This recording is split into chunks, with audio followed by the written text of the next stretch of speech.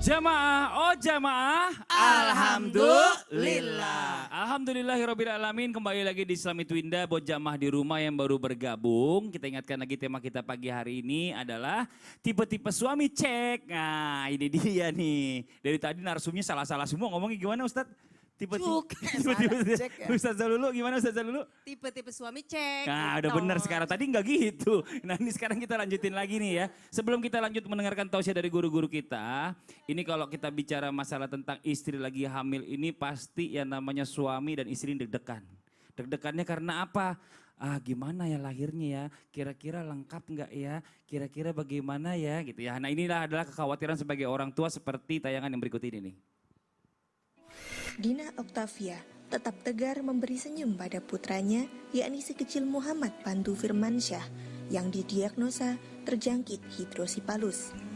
Warga kawasan Jojoran Gubeng, Surabaya itu menyebut putranya juga mengalami kerusakan pada bagian wajah, khususnya di bagian bibir, hidung, dan kedua matanya.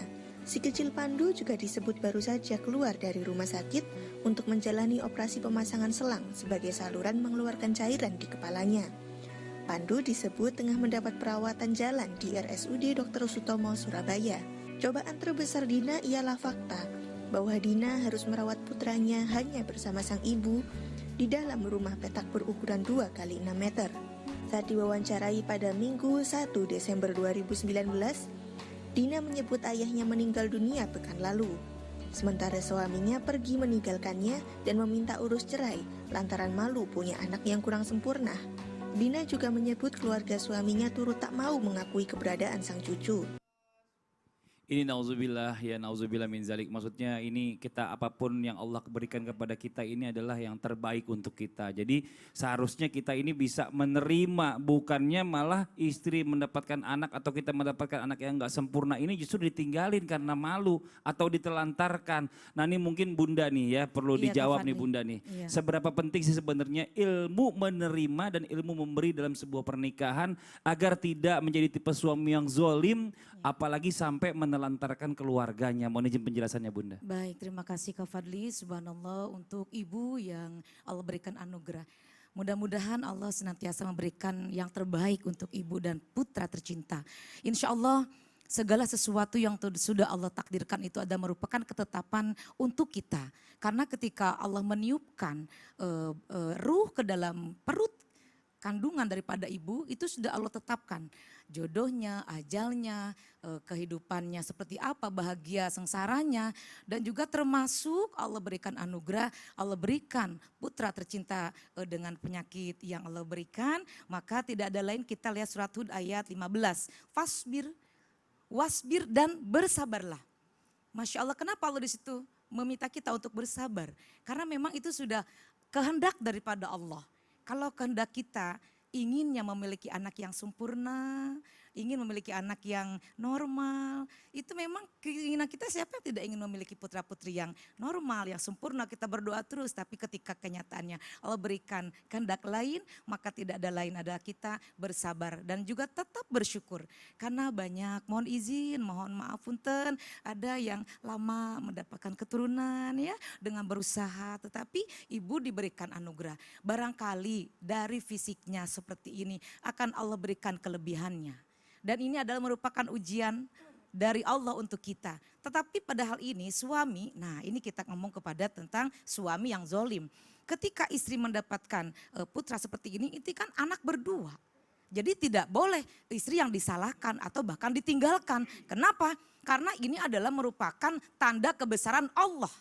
Bagaimana Allah berkehendak? Bagi Allah very easy.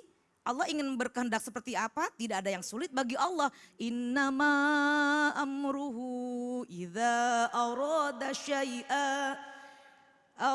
syai'an an yaqula lahu kun fayakun. Sesungguhnya jikalau Allah berkehendak menetapkan segala sesuatu, Allah hanya bilang kun, jadi maka jadilah. Jadi ketika diberikan seperti ini, suami hendaknya jangan meninggalkan istri. Suami jangan menelantarkan anak. Kenapa? Karena zalim. Termasuk salah satu perbuatan yang tidak disukai oleh Allah, bahkan dimurkai oleh Allah. Ketika kita melakukan sesuatu keburukan, Allah tidak akan pernah tinggal diam. maka Allah akan memberikan balasan kepada suami yang meninggalkan istri. Bukan disupport, bukan disayang, disyukuri. Allah berikan ini anugerah. Karena anak itu adalah amanah. Kita ingin memiliki keturunan. Ketika dikasih keturunan, kenyataannya tidak sesuai dengan kenyataan, maka itu adalah merupakan takdir. Jadi ketika kita diberikan takdir oleh Allah, terima, ikhlas. Plong, alhamdulillah pasti Allah akan memberikan sesuatu yang lebih baik. Karena itulah ladang amal kita. Merawat anak seperti ini adalah merupakan anugerah yang pahalanya lebih banyak dibandingkan dengan barangkali ibu, bunda atau yang mama semua umi yang diberikan kesempurnaan daripada anaknya. Nah sekarang bagaimana suami? Suami ini memang harus diberikan teguran. Ya. Kenapa harus ditegur? Karena itu memang udah kehendak Allah, berarti tidak beriman kepada Allah, ya. Maka ketika kita menyatakan beriman kepada Allah dengan segala ketetapannya, rukun iman itu disitulah bermain kita nomor 6, rukun iman yang ke-6 adalah takdir.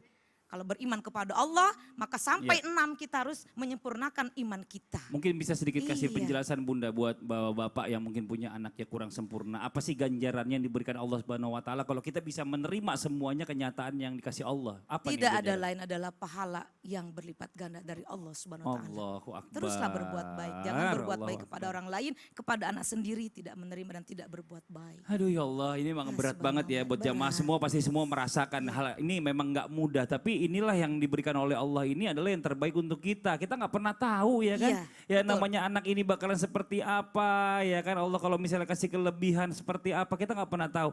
Pokoknya yang Allah kasih